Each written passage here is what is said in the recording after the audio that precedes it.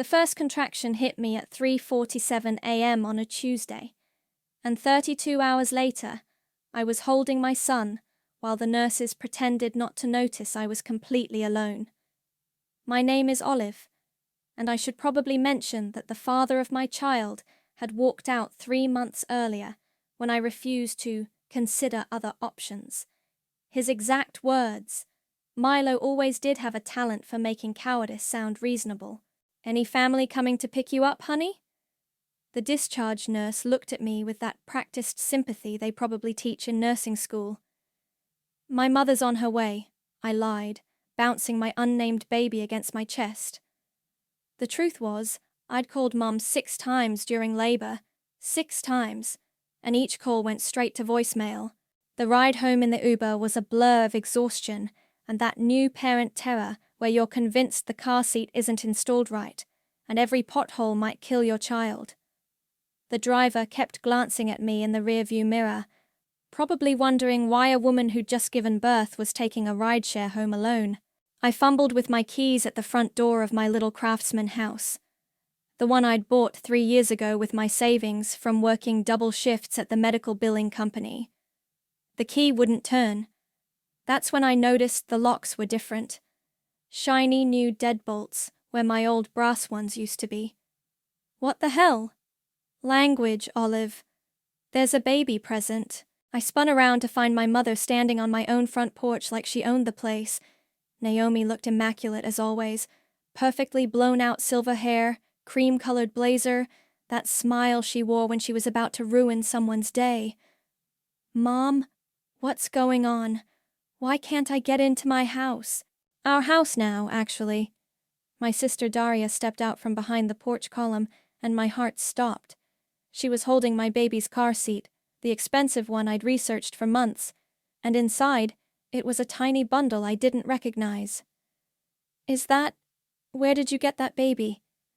Daria's smile was pure poison. "This is my son now. I've been taking care of him while you were indisposed." The world tilted. "Give me my baby. Right now." "I don't think so." Mom stepped between us. "Daria's been here all week, preparing the nursery, buying supplies, being responsible. You disappeared for 2 days without a word." "I was in the hospital, having a baby. I called you." "We never got any calls." Daria adjusted the car seat with practiced ease, like she'd been doing it for months instead of days. "Besides, look at you. You can barely stand up. You think you're ready to raise a child?" I looked down at myself, hospital gown under my coat, mesh underwear, still bleeding, exhausted beyond human comprehension. But none of that mattered because that was my son she was holding. "This is insane. This is kidnapping. Give me my baby and get out of my house." "Your house?" Mom laughed, and it sounded like breaking glass. "Sweetheart, you signed the deed over to Daria last month. Don't you remember? You were so worried about providing for the baby, and we offered to help." My blood turned to ice water. "I never signed anything." "Of course you did. Right here in this folder." She held up a manila envelope thick with papers. "All legal and notarized. Daria's been making the mortgage payments since you've been too unstable to work." I grabbed for the folder, but Mom pulled it back. Now. These are important documents. We can't have you losing them in your condition." "My condition? I just had a baby." "Exactly. And clearly you're not thinking straight. The best thing for everyone, especially this precious little one, is for you to get some rest, get some help, and let the adults handle things." Daria cooed at the baby, and he made a soft sound that broke something inside my chest. "He's been such a good boy for Auntie Daria. Haven't you, sweetheart?" "Stop calling yourself his aunt. You're not his mother." "Actually," Mom said, pulling out another set of papers, "we've already filed the preliminary adoption paperwork. Given your circumstances and Daria's stable home environment, it's really the most sensible solution." The porch started spinning. "You can't do this. You can't just steal my baby in my house." We're not stealing anything. We're helping. And frankly, Olive, you should be grateful. Do you have any idea how expensive it is to raise a child? Daria has a good job, a stable relationship. She works part-time at a boutique. She has prospects, and she's not a single mother with no support system. I looked at my sister, really looked at her. She was glowing with triumph, holding my son like a trophy she'd won. You planned this. We planned to help, Mom said smoothly. And we did. Your bags are packed and waiting by the garage. We found you a lovely little studio apartment across town. Very affordable. You went through my things? We packed very carefully. Everything you need for your recovery. I stared at them both, these women who shared my blood, standing on my porch, holding my child, with my house keys in their pockets. The baby started to fuss, and Daria bounced him expertly. You'll never afford to get it back, Mom said quietly, and something in her tone made my spine straighten. But don't worry, we'll take very good care of him. That's when I noticed the papers in Mum's folder weren't quite right. The signature on the visible page looked like mine, but the ink was too dark, too fresh. And I remembered something my father had told me years ago, right before he died. Never trust your mother with paperwork, Olive. She's got creative fingers. I looked at my son one more time, memorizing his face, then turned and walked to my car without another word. But I was already planning. The studio apartment Mom had found for me was a joke. 42 square feet of misery with a kitchenette that doubled as a bathroom sink and a water heater that sounded like it was dying every time I turned on the tap. I sat on the lumpy futon they'd bought from Goodwill. My designer couch was probably in my living room now, and stared at the single box of belongings they deemed essential. 3 changes of clothes, some toiletries, and my laptop. Everything else was being stored safely until I got back on my feet. The first week was a blur of crying, sleeping, and trying to figure out how to pump breast milk when you have nowhere to store it. My body was still recovering, my hormones were everywhere, and every time I closed my eyes, I saw Daria holding my son. You need to eat something.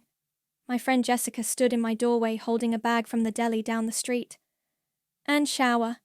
Definitely shower. I showered yesterday. That was 3 days ago, Olive. I let her in and watched her try not to react to the smell of the place. The previous tenant had apparently been a heavy smoker with a cat problem. Have you talked to a lawyer yet? With what money? I'm on unpaid maternity leave, remember? And apparently I don't own a house anymore. Jessica sat down carefully on the futon. There are legal aid services, free consultations. For what? They have paperwork saying I signed over the house. They have my baby. What's a free consultation going to tell me that I don't already know? That this is insane and illegal? I unwrapped the sandwich she'd brought me, turkey and Swiss. It tasted like cardboard, but I forced myself to eat it. My mom called yesterday, I said between bites. Wanted to know if I was feeling more reasonable yet. What did you tell her? I hung up. Jessica pulled out her phone. I'm looking up legal aid services right now. Jess, no. This is not okay. You don't just lose your house and your baby because you went to the hospital. That's not how the world works. But apparently, it was how my world worked. The legal aid office was in a strip mall between a check-cashing place and a nail salon. The waiting room smelled like industrial coffee and desperation. I sat there for 2 hours before a tired-looking paralegal called my name.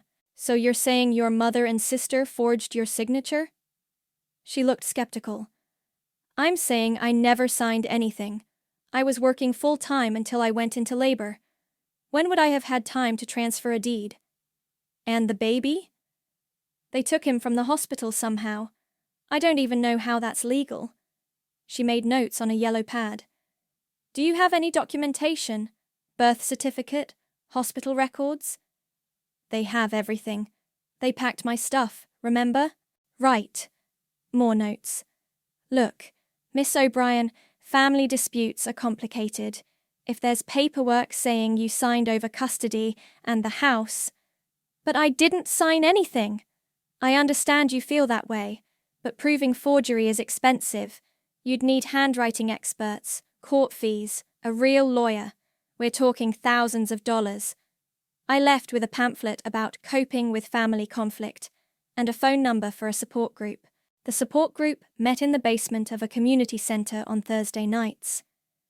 Single mothers, legal rights and resources. I almost didn't go, but Jessica threatened to drag me there herself. The facilitator was a woman in her 30s, with short red hair and the kind of confidence I used to have. I'm Roslyn, and I'm a paralegal at Morrison & Associates. I also teach basic legal literacy classes here twice a week. She looked around the circle of tired women. Tonight we're talking about documentation. How many of you have copies of important papers? Birth certificates, leases, employment records? A few hands went up. Mine stayed down.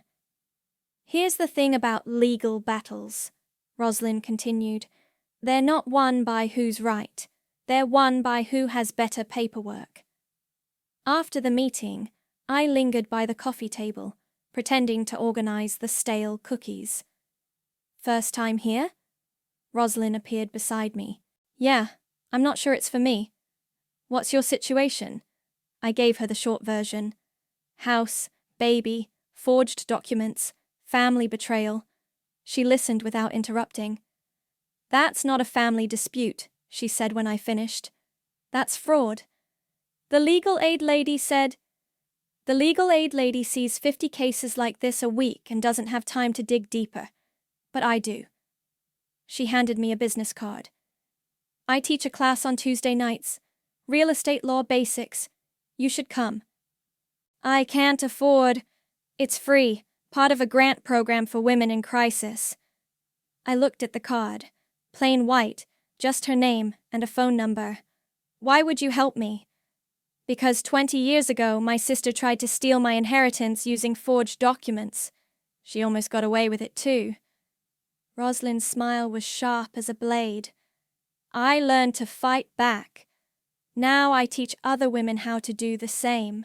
That night, I opened my laptop for the first time since coming home from the hospital. My email was full of condolence messages from co-workers who'd heard about my difficult situation and offers to help with meals. But buried in my sent folder, I found something interesting. An email from 6 months ago to my mortgage company, asking about refinancing options. At the bottom was my electronic signature, the same one that was probably on whatever papers Mum had shown me. I screenshot everything and saved it to a new folder labeled Evidence. Then I signed up for Roslyn's Tuesday night class. Roslyn's Tuesday night class met in the same community center basement, but the energy was completely different. Instead of tired mothers sharing custody horror stories, this was 8 women hunched over laptops and legal textbooks, like they were planning a heist. Property law is about one thing, Roslyn said, pacing in front of a whiteboard covered in diagrams. Who can prove they own what? Not who deserves it, not who needs it more. Who has the better paperwork? She stopped in front of my desk. Olive, you said your house was purchased 3 years ago? Yeah, I saved up for the down payment, got pre-approved for the mortgage, the whole thing. And your father died when? 5 years ago. Interesting timing. She made a note.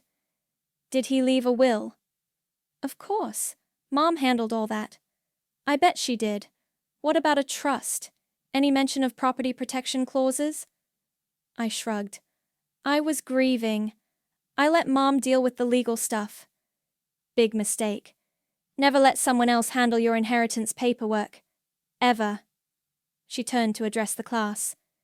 How many of you have actually read your parents' wills? 2 hands went up. Exactly. We trust family to handle family business, and that's where we get screwed. She handed me a stack of papers. Homework. I want you to request copies of every document related to your father's estate. Probate court keeps everything on file. After class, Roslyn pulled me aside. I did some digging on your property. Public records are fascinating. What kind of digging? The deed transfer you supposedly signed. It was notarized by someone named Marcus Webb. Ever heard of him? No. He's been dead for 2 years. My stomach dropped. What? Died of a heart attack in 2021.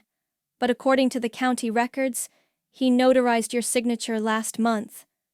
She smiled like a shark. That's what we call a smoking gun. The probate court clerk looked like she'd been working there since the building was constructed. She barely glanced up when I requested copies of my father's estate documents. Elias O'Brien, deceased 2019. That'll be $40 for the full file. I handed over 2 20s, money I couldn't afford to spend, and waited while she disappeared into the back room. 20 minutes later, she returned with a thick manila folder. Everything's in there. Will, trust documents, property transfers, the works. I took the folder to a coffee shop and spread everything across a corner table. My father's will was straightforward, house and savings split between Mum and me, with specific provisions for grandchildren. But buried in the middle was something I'd never seen before. A trust document dated 6 months before his death. The language was dense and full of legal jargon, but one section made my blood run cold. In the event that the primary beneficiary, Olive O'Brien, purchases residential property using funds from this trust, said property shall be protected by an irrevocable clause preventing transfer without the beneficiary's witnessed consent and independent legal representation. I read it 3 times to make sure I understood. My father had set up a trust that helped me buy the house, and that trust had a clause that made it nearly impossible for anyone to steal it from me. Mom had never mentioned a trust. I called Roslyn immediately. You need to get to my office, now. Morrison and Associates was in a glass building downtown, the kind of place where people wore expensive suits and spoke in legal Latin. Roslyn met me in the lobby. I pulled the trust paperwork from the bank. Your father was smarter than your mother gave him credit for. She led me to a conference room and spread out documents across the polished table. Here's what happened. Your dad set up this trust specifically to protect you from your mother. He knew she was controlling, knew she'd try to manipulate any inheritance, so he created a legal shield.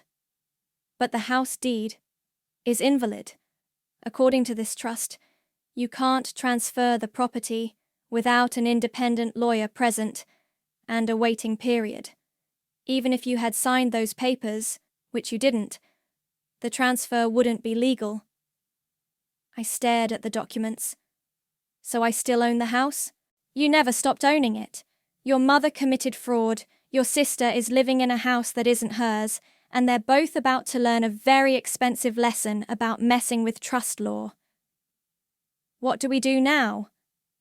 Now we file a quiet title action to clear up the ownership, report the forged notarization to the district attorney, and request an emergency hearing for custody of your son. She grinned. And then we watch your family's world fall apart. My phone buzzed with a text from Mum. Daria's having the baby baptized this weekend. You're welcome to attend as a guest. I showed Roslyn the message. Perfect timing, she said. Nothing like a little fraud evidence with your Sunday service. That evening, I sat in my terrible studio apartment with copies of trust documents spread across my futon. For the first time in weeks, I felt something other than despair. I felt dangerous. My phone rang. Jessica. How was the legal class? Educational. Very educational.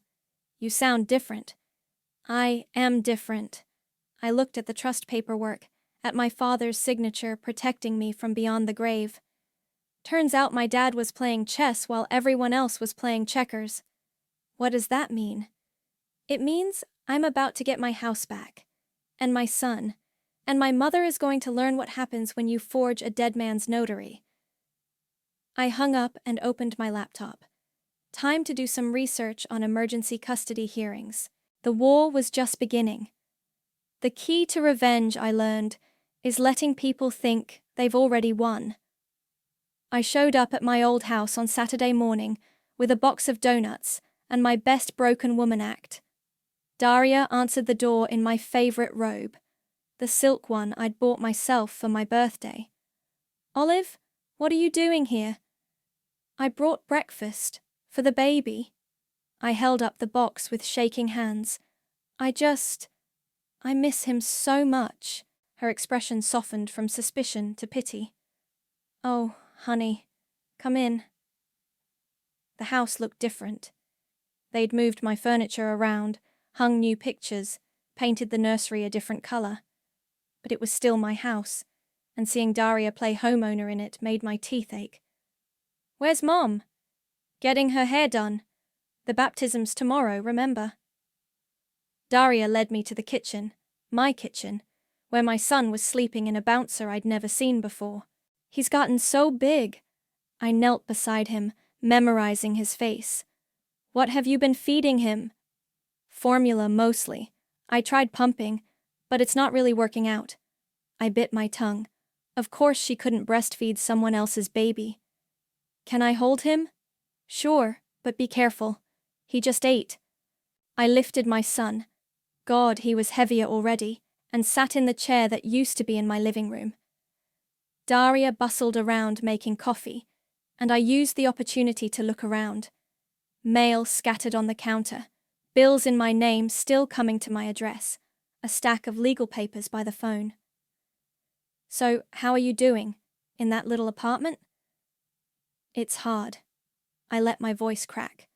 "Really hard. I can barely afford groceries." "Maybe you should think about getting a job, something part-time to start." "I've been trying, but who's going to hire someone who just had a baby and has no childcare?" Daria sat across from me with her coffee. "You know, if you wanted to help out here sometimes, I could probably give you a little money, like babysitting." "Perfect." "You'd let me babysit him?" "Well, you are his birth mother, and I could use a break occasionally." I bounced the baby gently. "That would be amazing. I could come by a few times a week?" "Sure. Mum thinks it's good for you to have some purpose." Of course she did. Over the next 2 weeks, I became a regular fixture at my own house. I'd show up with coffee or groceries, play with the baby while Daria showered or ran errands, and slowly documented everything I saw. The mail pile grew bigger each day. I memorized return addresses, took pictures when no one was looking. The legal papers by the phone multiplied. Adoption forms, custody petitions, something from a family lawyer I'd never heard of. "Daria, what's all this paperwork?" She glanced over from where she was folding laundry, my baby's clothes in my old dresser. "Oh, just making everything official. Mom says we need to get all the legal stuff sorted out properly." "What kind of legal stuff?" "You know, the adoption, making sure I'm listed as his legal guardian, that sort of thing." She held up a tiny onesie. "Isn't this adorable?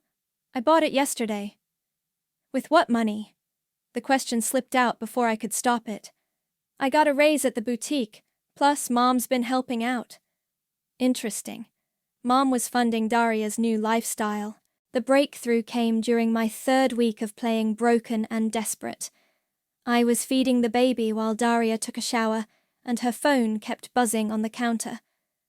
The 3rd time it rang, I glanced at the screen. Marcus Webb, attorney. The dead notary had the same name as Daria's lawyer. What were the odds?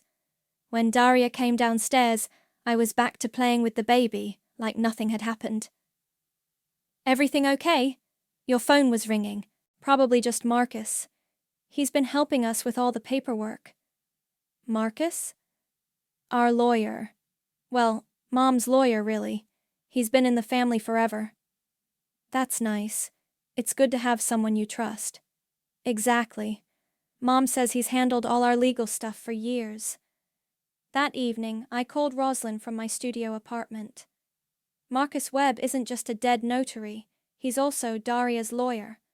Same name, different person. Has to be. Maybe his son, someone using his credentials, or someone who bought his notary stamp and is impersonating him. Rosalind's voice got sharp. That's federal fraud territory. There's more. They're filing adoption papers. And Mum's paying for everything. Daria's new clothes, baby supplies, legal fees. She's funding the whole operation. Smart. Makes it look like Daria's the stable one with resources. What do? We let them file everything. The more paperwork they submit with forged signatures and dead notaries, the deeper the hole they dig. But what about the baby? Trust the process, Olive. We're building a case that's going to bury them. The next day, I showed up for my usual visit to find Mum's car in the driveway. She was in the living room, with a man in an expensive suit, papers spread across my coffee table. Olive! Mum's voice was honey-sweet. Perfect timing. This is Marcus, our family attorney. The man looked up and smiled. He was maybe 40, with the kind of practiced charm that screamed expensive lawyer. Nice to meet you, Olive. I've heard so much about you. All good things, I hope? Of course. Your mother and sister speak very highly of you. I bet they did. Marcus was just explaining the adoption process to us, Mom continued. It's quite complex, but he's making sure everything is done properly. That's wonderful. I just want what's best for the baby. Exactly. Marcus gathered his papers. Well, I think we have everything we need. The final paperwork should be ready by next week. After he left, Mom walked me to the door. You're being very mature about all this, Olive. I'm proud of you. I just want my son to be happy. He will be. Daria's going to be a wonderful mother. I nodded and smiled, and walked to my car like the defeated woman they thought I was. But in my purse was a photo I'd taken of Marcus's business card when he wasn't looking. And on that card was an address that was about to become very important. The spider was spinning her web all right, but they had no idea who the real spider was. The Morrison & Associates office building had security cameras in the lobby. I knew this because I'd been working there for 3 weeks as a filing clerk, and nobody had bothered to run a background check thorough enough to connect me to the O'Brien property dispute buried in their system. Apollo Benson found me in the records room on a Thursday afternoon, surrounded by bankers' boxes, and looking exactly like what I was. A desperate single mother grateful for any job that paid above minimum wage. You're the new girl, Olive. Yes, sir. He was tall, probably mid-40s, with the kind of permanent scowl that suggested he'd seen too many messy divorces and custody battles. How are you finding the work? It's good. Thank you for the opportunity. He picked up one of the files I'd been organizing. You alphabetized these by case number instead of client name. My stomach dropped. I'm sorry, I can fix... No, don't. This actually makes more sense for cross-referencing. He set the file down and studied me. You have legal experience? Just some community college classes. Which classes? Property law, family law basics, legal research. Interesting choices for someone who just needs a job. I met his eyes. I'm a single mother. I figured I should understand my rights. Smart. He turned to leave, then paused. There's a case file on my desk. Property dispute, family fraud allegations. I could use someone to help organize the documentation. Interested? Absolutely. Good. My office tomorrow morning. That night, I called Rosalind from my studio apartment. You're playing with fire. I'm playing chess. There's a difference. Apollo Benson is one of the best family law attorneys in the state. If he figures out who you are, then he'll either fire me or help me. Either way, I'll know where I stand. And if he reports you for conflict of interest? For what? Working at a law firm while being the victim of fraud? That's not illegal. Rosalind was quiet for a moment. You've changed. Good. The old me got her house stolen. Apollo's office was corner suite impressive. Floor-to-ceiling windows, leather furniture, walls lined with law books that looked actually used. The case file on his desk was thick enough to be a novel. Sit. He gestured to the chair across from his desk. Tell me about this property law class you took.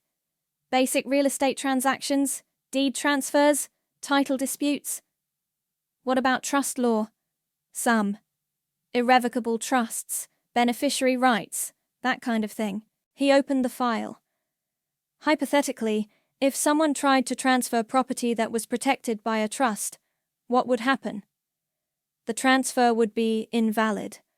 Trust protections supersede individual property rights.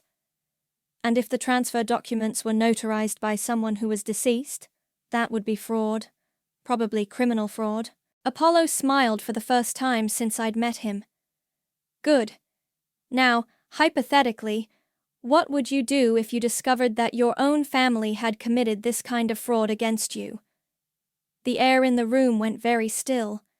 I'd document everything, file a quiet title action, and press criminal charges. Even if it meant destroying your family. They destroyed themselves when they chose fraud over honesty. He closed the file. Olive O'Brien, property purchase 2020. Deed allegedly transferred last month. One infant son currently in disputed custody. I didn't flinch. Yes. Why didn't you tell me who you were when I hired you? Because I needed a job, and I figured you wouldn't hire someone involved in active litigation.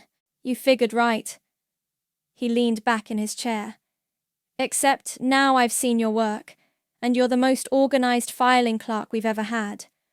Plus you actually understand legal concepts, which puts you ahead of half our paralegals. Are you firing me? I'm promoting you to my personal research assistant, with a raise. I blinked. What? Your case is fascinating. Forged documents, dead notaries, family fraud, trust law violations. It's like a law school exam question come to life. So you'll help me? I'll supervise while you help yourself. This is your fight, Olive, but you don't have to fight it alone. He pulled out a fresh legal pad. Tell me everything, from the beginning. I spent 2 hours walking him through the whole story. The hospital, the changed locks, the forged documents, the dead notary, Marcus Webb, the lawyer who shared a name with Marcus Webb, the deceased notary. Interesting coincidence, Apollo said when I finished. You think it's his son? I think it's his widow. Marcus Webb Sr. died 2 years ago. His wife Linda took over his practice, but she's been using his credentials and notary stamp. Is that legal? Absolutely not. She's been impersonating a licensed attorney and notarizing documents with a dead man's seal. He made more notes. This gets better and better. Better? For us. Worse for them. He looked up from his notes. How attached are you to maintaining a relationship with your mother and sister? They stole my house and my baby. What relationship? Good, because when we're done with them, they're going to need their own lawyers. My phone buzzed with a text from Daria. Can you babysit tomorrow? Marcus wants to meet about the final adoption papers. I showed Apollo the message. Perfect. Let them file everything. The more fraudulent documents they submit, the stronger our case becomes. What about my son? We'll get him back. But first, we're going to let your family hang themselves with their own rope. That evening, I got a call from my elderly neighbor Audrey. I hadn't spoken to her since the day I came home from the hospital. Olive, dear, I hope you don't mind me calling. I got your number from Jessica. Of course not, Audrey. How are you? I'm fine, dear. But I wanted you to know, I saw everything that day. When you came home from the hospital, my heart started racing. What do you mean? I was watering my garden when your mother and that man came to change your locks. I heard the whole conversation. What conversation? About the papers. How they needed to make sure everything looked official before you got back. I didn't understand it at the time, but now… Audrey, would you be willing to write down what you heard? Oh, I can do better than that, dear. I recorded it. The line went quiet. You recorded it? My grandson gave me one of those doorbell cameras for Christmas. Records everything that happens in front of my house, including your front porch. I closed my eyes and smiled. Audrey, I think you just saved my life. Audrey's living room smelled like lavender and justice.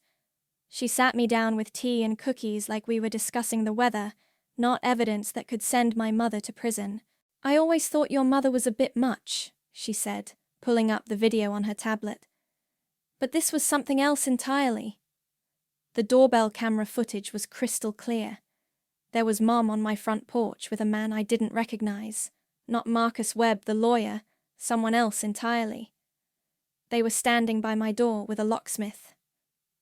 Can you turn up the volume? Audrey adjusted the settings, and suddenly I could hear everything. Make sure you use the heavy-duty deadbolts. Mom's voice came through clearly. I don't want her getting in before we're ready. What about the neighbors? The man asked.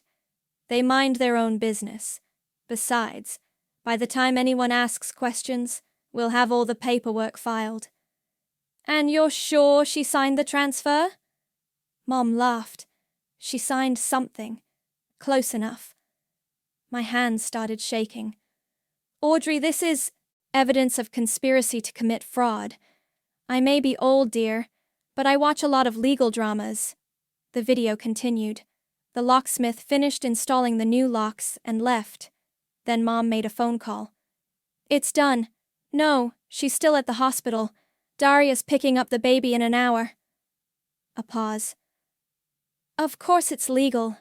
I have her signature on everything. Another pause. Longer this time. Linda, I'm paying you enough to make this bulletproof. If there are problems later, that's your job to fix. Linda. Apollo had been right about Marcus Webb's widow. Audrey, I need copies of this video. Already made them, dear. One for you, one for my safety deposit box, and one for that nice lawyer you're working with now. How did you… Jessica told me you got a job at a law firm. I put 2 and 2 together.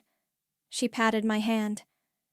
I've been waiting 40 years for someone to take your mother down a peg.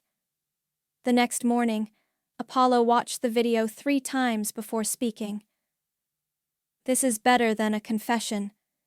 Your mother just admitted to fraud, conspiracy, and document forgery on camera. What do we do now? Now we file everything at once. Quiet title action for the house, emergency custody petition for your son, and criminal complaints for fraud and identity theft. He pulled out his phone. I'm calling the district attorney's office. They're going to love this. While Apollo made his calls, I sat in his office, staring out at the city.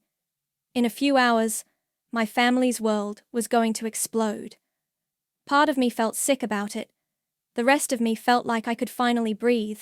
The DA wants to see us this afternoon, Apollo said, hanging up. They're very interested in Linda Webb's little operation. What happens to my son while all this is happening? Emergency custody hearing is scheduled for tomorrow morning. With this video evidence, you'll have him back by lunch. My phone buzzed. Text from Daria. Emergency. Can you come over right now? Something's wrong with the baby. I showed Apollo the message. Don't go. It's probably a trap. What if it's not? What if something's really wrong? Then they can take him to the hospital like normal parents do. I stared at the message. I can't risk it. He's my son. Olive. I'm going, but I'm taking backup. 20 minutes later, I pulled into my old driveway with Apollo following in his car. Daria met me at the door, and she looked genuinely panicked. Thank God you're here. He's been crying for hours, and he feels warm, and I don't know what to do. I pushed past her into the house. My son was in his crib, red-faced, and screaming. I picked him up and felt his forehead. He has a fever. When did this start? This morning, maybe last night. I thought he was just fussy. Did you take his temperature? I don't know how to use the thermometer. I stared at her. You've had him for a month, and you don't know how to take his temperature? I've been learning. It's not like they give you a manual. Apollo appeared in the doorway. Everything okay? The baby's sick. We need to get him to a doctor. I'll drive, Apollo said. Wait. Daria stepped between us and the door. You can't just take him. I'm his legal guardian. Actually, you're not. Apollo pulled out a folder. These are emergency custody papers. As of 1 hour ago, Olive has temporary custody pending tomorrow's hearing. Daria's face went white. That's impossible. We haven't even been to court yet. Emergency hearings happen fast when there's evidence of fraud. He handed her the papers. You have 10 minutes to pack his things. I'm calling Mom. Good idea. Tell her to call a lawyer. She's going to need one. While Daria ran upstairs, I gathered the baby's essentials. Diapers, formula, the few clothes I recognized as ones I'd bought. Apollo stood guard by the door. This feels too easy, I said. It's not easy. It's justice. There's a difference. Daria came back downstairs with Mom right behind her. Mom took one look at Apollo, and her face turned to stone. You can't do this. That baby belongs with Daria. That baby belongs with his mother, Apollo replied calmly, which, according to his birth certificate and DNA, is Olive. We have adoption papers. You have fraudulent documents signed with a dead man's notary seal. The district attorney is very interested in discussing that with you. Mom's composure cracked. You have no idea what you're doing. That girl can't take care of a baby. She's unstable. She has no money, no support system. She has a job, an apartment, and a clean legal record, unlike some people in this room. I strapped my son into his car seat, the real one I'd bought, not whatever knockoff they'd been using. He'd stopped crying and was looking up at me with those dark eyes that were exactly like mine. His name is Elias, I said to Daria, after my father, in case you were wondering. Olive, please. Don't do this. We're family. I looked at her standing in my living room, wearing my clothes, surrounded by my furniture, holding fraudulent papers that were supposed to steal my life. No, I said. We're not. Apollo and I walked out of my house, carrying my son and a diaper bag full of evidence. Tomorrow, I'd get the keys back. Tonight, I was taking my baby home. The courthouse smelled like floor wax and broken dreams. I sat in the front row with Elias sleeping in my arms, watching Mom and Daria huddle with their new lawyer, a nervous-looking man who kept checking his phone like he was expecting bad news. Linda Webb sat 3 rows behind them, handcuffed to a bailiff. The district attorney had arrested her that morning for operating a fraudulent notary service. Apparently, she'd been forging documents for half the county. All rise for the Honorable Judge Patricia Martinez. Judge Martinez looked like she'd seen every kind of family drama imaginable and had run out of patience for all of it. She settled behind her bench and opened the file. This is an unusual case. We have property fraud, identity theft, forged documents, and a custody dispute all wrapped into one messy package. She looked over her glasses at the lawyers. Mr. Benson, you're representing the plaintiff? Apollo stood. Yes, Your Honor. Olive O'Brien, seeking to reclaim her unlawfully transferred property and establish custody of her minor son. And you are? She nodded toward Mom's lawyer. David Chen, representing Naomi and Daria O'Brien. Mr. Chen, I've reviewed the evidence submitted by the plaintiff. The video footage, the forged notary seals, the fraudulent adoption papers. How does your client explain this? Chen shuffled his papers nervously. Your Honor, my clients maintain that Ms. Olive O'Brien willingly signed over the property and custody rights – while under emotional distress following childbirth. even though the notary who allegedly witnessed her signature has been dead for 2 years? That appears to be an administrative error. An administrative error? Judge Martinez's voice could have cut glass. Mr. Chen, are you seriously arguing that your clients accidentally used a dead man's notary seal by mistake? Mom leaned forward and whispered something urgent in Chen's ear.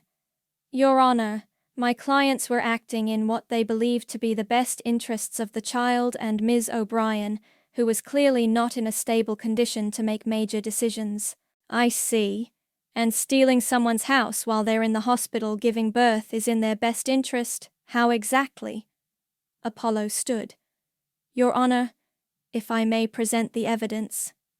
For the next hour, Apollo methodically destroyed every lie my family had built. The trust documents proving I still owned the house. The video of Mom admitting to fraud. The forged signatures that didn't match my handwriting. The adoption papers notarized by a dead man. Mom sat stone-faced through most of it, but I saw her mask slip when Apollo played Audrey's video. Her face went pale when her own voice filled the courtroom. She signed something. Close enough. Your Honor. Chen tried one last time. Even if there were irregularities in the paperwork, my clients genuinely believed they were helping. Mr. Chen, Judge Martinez's voice was ice. Your clients committed multiple felonies. They forged legal documents, stole property, and kidnapped an infant. The only thing I'm interested in hearing from them is an explanation for why I shouldn't hold them in contempt for wasting this court's time. Mom finally snapped. She stood up, ignoring Chen's attempts to pull her back down. That girl has no business raising a child. She's unstable. She has no money, no support system. Daria can give that baby everything he needs. Mrs. O'Brien, sit down. She disappeared for 2 days without telling anyone where she was. She was in the hospital having a baby. She's living in a studio apartment with no heat. Because you stole her house. Judge Martinez slammed her gavel. Mrs. O'Brien, sit down now or I'll have you removed from my courtroom. Mom sat. But she wasn't done. You don't understand. I've spent 30 years cleaning up that girl's mistakes. She's never been responsible for anything in her life. Your Honor, Apollo said calmly. For the record, Ms. O'Brien has been employed full-time since age 18, purchased her own home at 29, and has no criminal record. Unlike some people in this courtroom. Noted. Judge Martinez reviewed her notes. Here's what's going to happen. The property transfer is declared null and void. Ms. Olive O'Brien retains full ownership of her home. The defendants have 72 hours to vacate the premises. Daria started crying. Mom's face turned to stone. Custody of the minor child is awarded to his biological mother, Olive O'Brien, effective immediately. Furthermore, I'm referring this case to the District Attorney for Criminal Prosecution. Mrs. Naomi O'Brien and Ms. Daria O'Brien, you're both facing charges of fraud, forgery, and conspiracy. Chen was frantically taking notes. Your Honor, about bail. Bail will be set at a separate hearing. For now, both defendants are released on their own recognizance with the condition that they have no contact with the plaintiff or her child. Mom stood up again. This is insane! You're destroying this family over paperwork. Mrs. O'Brien, you destroyed this family when you chose to commit crimes against your own daughter. She'll never be able to handle this alone. That's not your concern anymore. As the bailiff led Mom and Daria out of the courtroom, Mom turned back to look at me one last time. You think you've won, but you've destroyed this family. I stood up, holding Elias against my chest, and looked her straight in the eye. You did that years ago. The courtroom went quiet. Mom's face crumpled, and for a second, she looked like what she was, a broken woman who'd gambled everything on a lie and lost.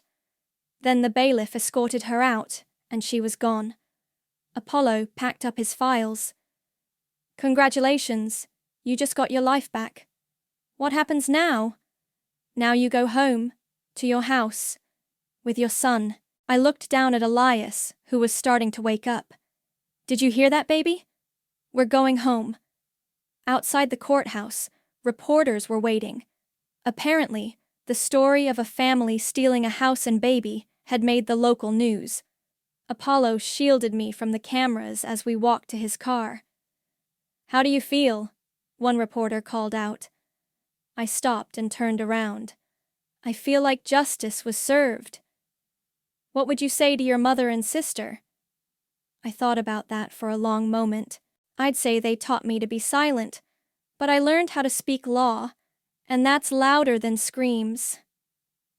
The keys felt heavier than they should have when the sheriff handed them to me. Same brass keychain I'd used for 3 years, but everything about this moment felt different. House is clear, Deputy Rodriguez said, checking his clipboard. They removed all personal belongings as ordered. Left the furniture and fixtures. I walked up my own front steps with Elias in his carrier, Apollo beside me, and Audrey trailing behind with a bottle of champagne she'd insisted on bringing. Go on, Apollo said. Open your door. The key turned smoothly in the new lock, the one Mom had installed to keep me out. The irony wasn't lost on me. Inside, the house looked like a crime scene. Not damaged, just empty of life. They'd taken their clothes, their personal items, the baby gear they'd bought, but my furniture was still there. My books, my pictures back on the walls where they belonged. They cleaned, Audrey observed, running her finger along the mantel. Thoroughly. Guilt cleaning, Apollo said. Classic behavior when people know they're about to face consequences. I set Elias's carrier on the coffee table and looked around. It was my house, but it didn't feel like home yet. Too many ghosts, too much betrayal soaked into the walls. This is going to take some getting used to, I said. Want me to stay for a while? Apollo asked. Make sure everything's secure? No, but thank you. For everything. He handed me a business card. My direct number. If they violate the restraining order, if you need anything legal, call me immediately. After he left, Audrey helped me unpack Elias's things in the nursery. They'd painted it yellow, neutral, safe, boring. I made a mental note to repaint it blue. You know, Audrey said, folding tiny onesies into the dresser, I never liked your mother. Really? You never said anything. Wasn't my place, but she had that look, you know, like she was always calculating something. She was. I just never realized I was part of the equation. My phone buzzed. Text from an unknown number. Please call me. We need to talk. Daria. I showed Audrey the message. Block the number, she said immediately. The judge said no contact. I know, but nothing. That girl made her choice when she stole your baby. I blocked the number and deleted the message. 20 minutes later, there was a knock at the door. Through the peephole, I saw Daria standing on my porch, looking smaller than I'd ever seen her. I opened the door, but didn't invite her in. You're violating the restraining order. I know. I needed to see you. Why? To apologize. To explain. There's nothing to explain. You stole my house and my baby. I was jealous. The words came out in a rush. You had everything I wanted. Your own place, independence, and then the baby. I thought if I could just have what you had, I'd finally be happy. So, you decided to take it. Mom said you weren't ready, that you'd thank us later. And you believed her? Daria's face crumpled. I wanted to believe her. It was easier than admitting I was destroying my sister's life because I was jealous. I looked at her standing there in clothes I didn't recognize, probably bought with money from selling my belongings, and felt nothing. No anger, no sadness, no family connection, just emptiness. I can't forgive you. I know. I just wanted you to know that I'm sorry. Okay, now leave. Olive, leave or I call the police. She left. That evening, I sat in my living room with Elias sleeping in my arms and called Jessica. How does it feel to be home? Strange, like I'm house-sitting for myself. That'll pass. You want me to come over? Bring dinner? Actually, yeah, that would be nice. Chinese or pizza? Pizza, definitely pizza. While I waited for Jessica, I walked through each room, reclaiming my space. In the master bedroom, I found something they'd missed. A framed photo of me and Dad from my college graduation, tucked behind the dresser. Look, Elias, I said, showing him the picture. That's your grandfather. He would have loved you. Elias made a soft sound and grabbed at the frame with his tiny fingers.